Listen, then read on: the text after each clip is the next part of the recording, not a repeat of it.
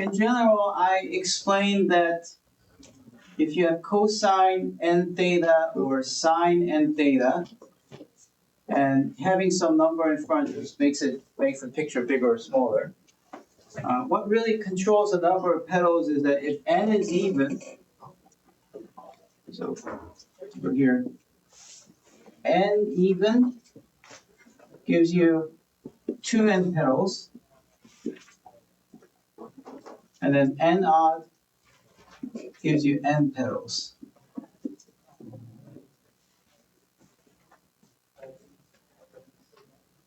Yeah.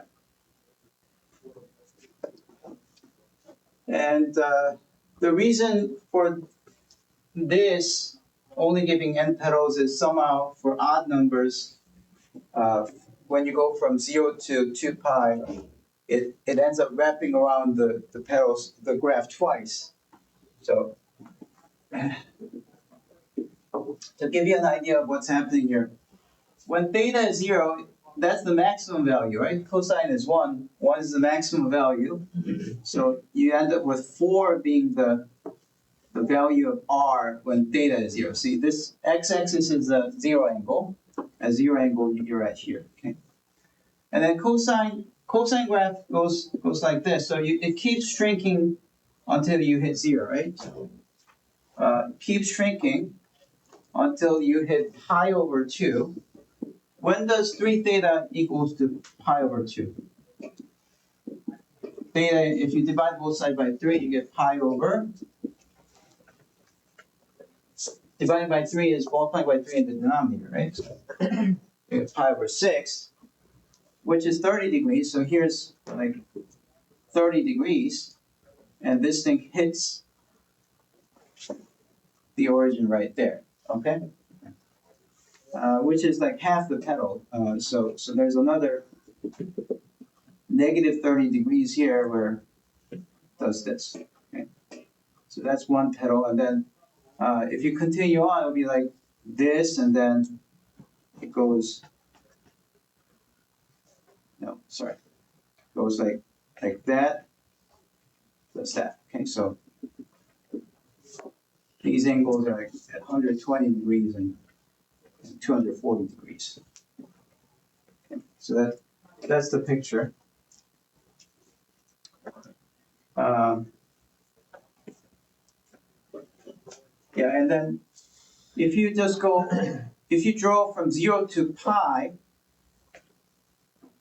this is where you end up at 0 to pi. At pi through 2 pi, you get another wrap of this one. So if you make the theta going from 0 to 2 pi, you end up wrapping around the 3 petal twice. And that's why when n is odd, because it's this phenomenon of like drawing the same curve twice, you only get n petals. Okay, now the question is to find the area of one petal, which is this one. And while explaining how the graph looks like, we've managed to see that from 0 through 30 degrees is pi over 6 in radians. So from 0 through pi over 6, you end up drawing a half of a petal. So why not integrate that, and then you double that. So that's our idea. Okay, so we're going to make an area as twice of angle going from 0 to pi over 6. And then when you integrate this area, you're trying to paint radially, right?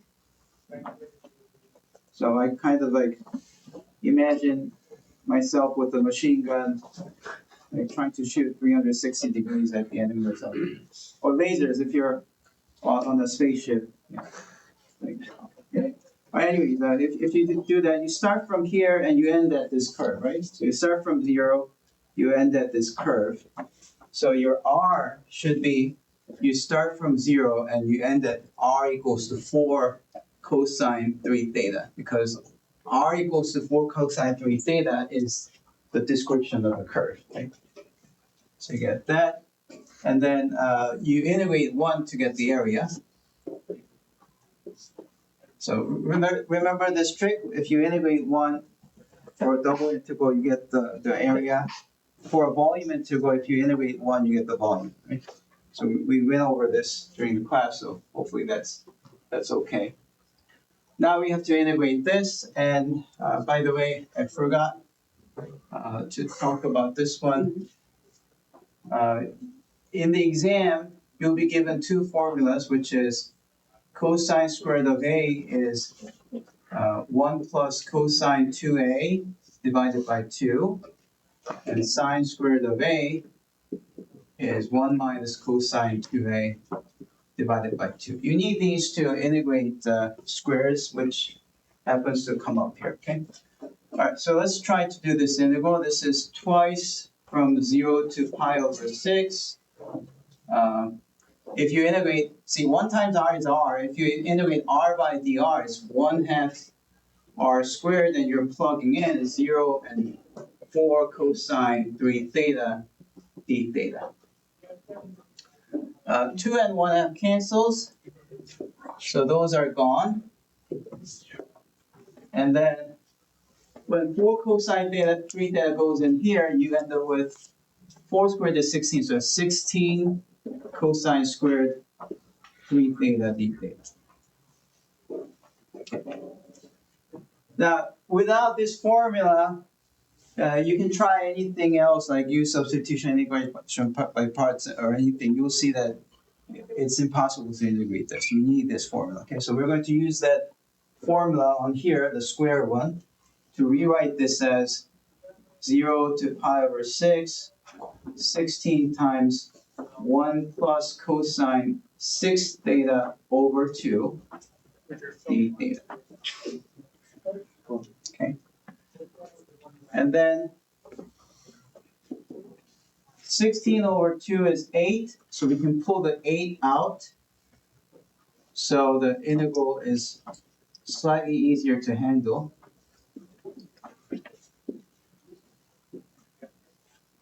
What's the integral of 1? We're integrating by theta, so it's going to be theta. What's the integral of cosine 6 theta? You remember the reverse chain rule case? The 6 is going to give you 1/6, right?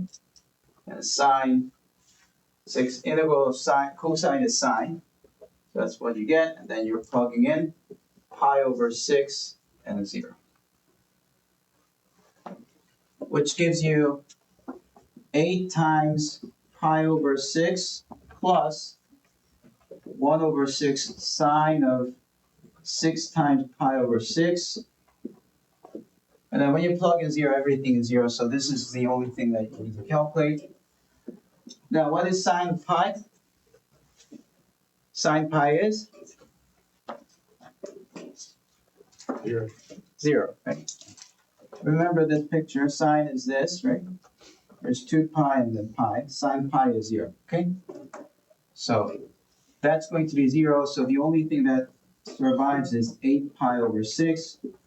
Because they're both even, let's divide top and bottom by 2, you get 4 pi over 3.